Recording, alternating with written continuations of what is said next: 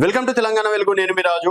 So Bharatiya Janata party తీసుకున్నటువంటి సంచలన నిర్ణయం, ఈరోజు కల్లాలలో రైతులు ఆత్మహత్యలు చేసుకుంటున్నటువంటి పరిస్థితి, రైతుల ధాన్యం కొనుగోలు లేక అవస్థలు పడుతున్నటువంటి పరిస్థితి, అసలు ఈ ధాన్యం కొంటారా లేదా అని చెప్పేసి బిక్కుమంటూ కాలాన్ని ఎలదీస్తున్నటువంటి పరిస్థితి. సో ఈ బాధలన్నీ చూడలేక భారతీయ జనతా పార్టీ రైతులకు అండగా ఉంటామంటూ, సో భారతీయ జనతా పార్టీ రైతులకు భరోసా ఇస్తుందంటూ రైతు గోస భారతీయ జనతా పార్టీ భరోసా అంటూ కార్యక్రమాన్ని మొదలుపెట్టింది.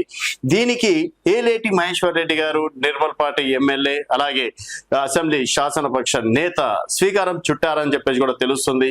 అలాగే భారతీయ జనతా పార్టీలో ఉన్నటువంటి ముఖ్యమైనటువంటి నాయకులు, ఎమ్మెల్యేలు కావచ్చు, ఎంపీలు కావచ్చు, ఎమ్మెల్సీలు కావచ్చు, అందరినీ ఒక చోటు కలిపి అందరితోటి ఈ మహా ఉద్యమాన్ని ప్రారంభించారని చెప్పేసి కూడా చెప్పుకోవచ్చు.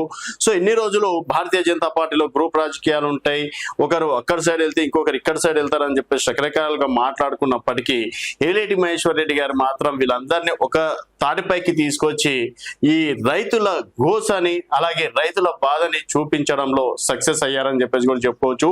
సో కాంగ్రెస్ ప్రభుత్వం చేస్తున్నటువంటి రైతుల పైన ఈ ఉక్కు పాదాన్ని అణచివేయాలి, రైతుల జోలికి వస్తే ఇంకొక 2 సంవత్సరాల్లో కాంగ్రెస్ పార్టీ కావచ్చు, రేవంత్ రెడ్డిని బంగాళాఖాతంలో కలిపేస్తామని చెప్పేసి కూడా భారతీయ జనతా పార్టీ నేతలు ఫైర్ అవ్వడం అనేది జరిగింది. సో ఏలేటి మహేశ్వర్ రెడ్డి గారి అధ్యక్షతన జరిగినటువంటి కార్యక్రమం 3 రోజులుగా విజయవంతమైందని చెప్పేసి కూడా చెప్పుకోవచ్చు.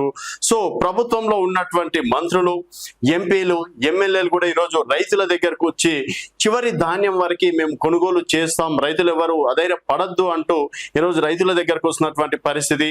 సో భారతీయ జనతా పార్టీ తీసుకున్నటువంటి నిర్ణయం వల్ల ఈరోజు ప్రభుత్వం అంతా రైతుల దగ్గరికి కదిలొస్తుంది. ఇది ముమ్మాటికి భారతీయ జనతా పార్టీ విజయంగా కూడా మనం చెప్పుకోవచ్చు. సో భారతీయ జనతా పార్టీ చేపట్టినప్పటి నుంచి ఈ 3 రోజుల్లో దాదాపుగా ప్రభుత్వంలో కావచ్చు, తర్వాత అధికార యంత్రాంగంలో కూడా ఎన్నో భారీ మార్పులు వచ్చాయని చెప్పేసి కూడా చెప్పుకోవచ్చు. సో భారతీయ జనతా పార్టీ ఇలాంటి నిర్ణయాలు ప్రజల లోపలికి వెళ్తే నెక్స్ట్ 2028లో కాషాయ జెండా ఎగిరేయడం ఖాయం అని చెప్పేసి కూడా రాజకీయ విశ్లేషకులు చెప్తున్నారు. సో పశ్చిమ బెంగాల్లో గెలిచినట్టు 2028లో కూడా ఇక్కడ భారతీయ జనతా పార్టీ గోల్కొండ కోట పైన కాషాయ జెండా ఎగిరేస్తుందని చెప్పేసి కూడా శాసనసభ పక్ష నేత ఏలేటి మహేశ్వర్ రెడ్డి గారు కూడా చాలా కాన్ఫిడెన్స్ గా చెప్పడం అనేది జరిగింది. సో మరి రైతుల గోస నిజంగా కాంగ్రెస్ ప్రభుత్వం మేము రైతుల పక్షాన ఉంటాం, రైతులకు అది చేసినాం ఇది చేసినాం అంటున్నారు కదా, ఈ రోజు కల్లాలలో రైతులు పడుతున్నటువంటి బాధకి కారణం ఎవరని మీరు భావిస్తే మీ అభిప్రాయాల కింద కామెంట్ రూపంలో తెలియజేయండి. చూస్తూనే ఉండండి తెలంగాణ వెలుగు.